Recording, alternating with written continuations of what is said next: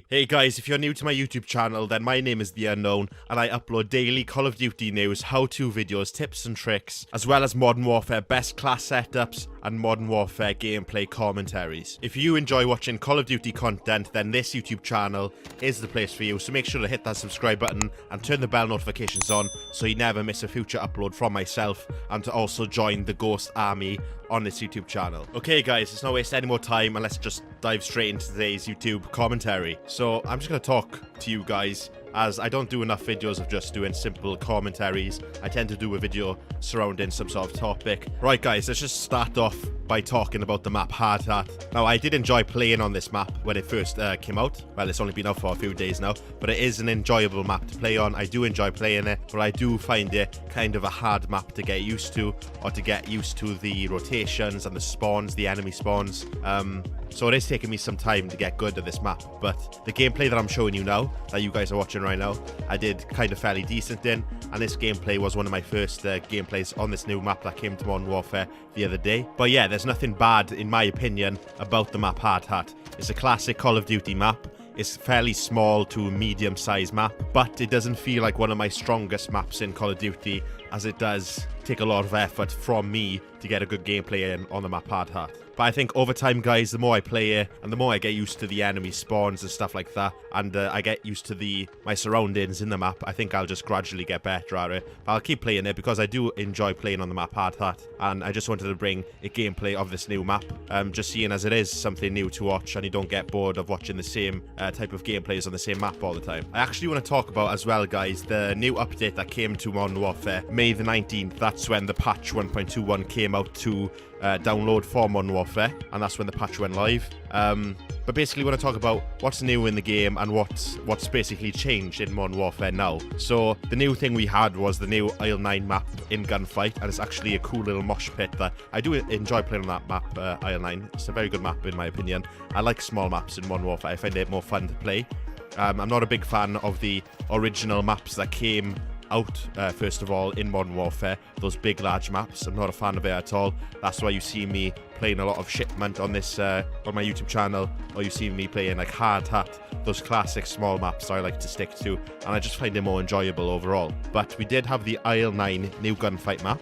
We had obviously the map Hardhat, and then we had some other tweaks as well to weapons being nerfed and buffed, which we're going to talk about as well. And then we had a bunch of Warzone fixes, new game modes that came to Warzone, like Blood Money Quads. That was a fan favourite returned game mode to Warzone. And then other game modes as well in multiplayer, which was Blueprint Gunfight. I do like playing Gunfight with my mates sometimes. I just find it an enjoyable game mode to play on, especially if you've been playing mostly multiplayer or Warzone for most of the day and you just want to relax a bit. I find Gunfight just to be an enjoyable, relaxing game mode to play. And to be honest with you guys, I don't play much Ground War on Modern Warfare, but it is a fun game mode because I do remember playing it when the game first came out, because it was something new in the Call of Duty games, just having a massive lobby and playing with... It was a bit of a Battlefield vibe in my opinion. It was still fun to play, but it wasn't something that I enjoyed as much as normal, traditional Call of Duty multiplayer lobbies being like a 6v6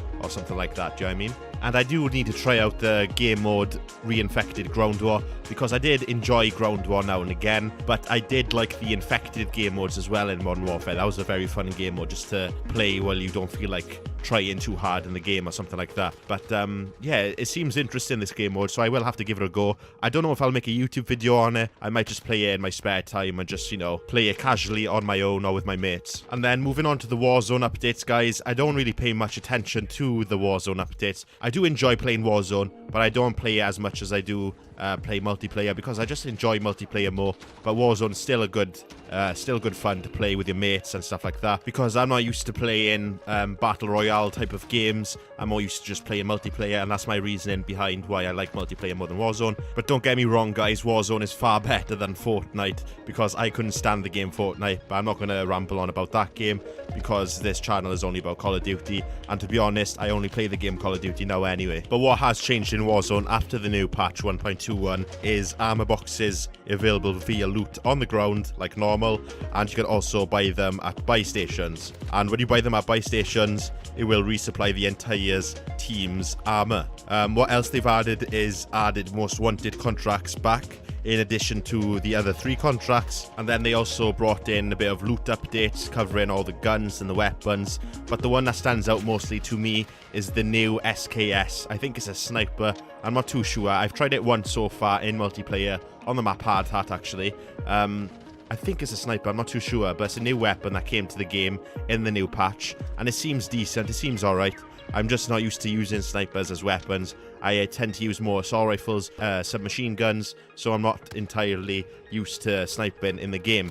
But I do enjoy sniping now and again, so I will have to give it more of a go and more of a chance to see whether it's a good weapon or not. And I think I might bring a class setup video on the new SKS if I do have fun using it. Yeah, so that's the only new weapon that's come in the new 1.21 update in Modern Warfare is the SKS. And everything else is just a bunch of fixes for the weapons that already exist in the game. Like the new Renetti got madly nerfed when I only just leveled it up to have the Akimbo unlocked. So when I jumped on the game and I went to use the Renetti, I was like, something's not quite right here.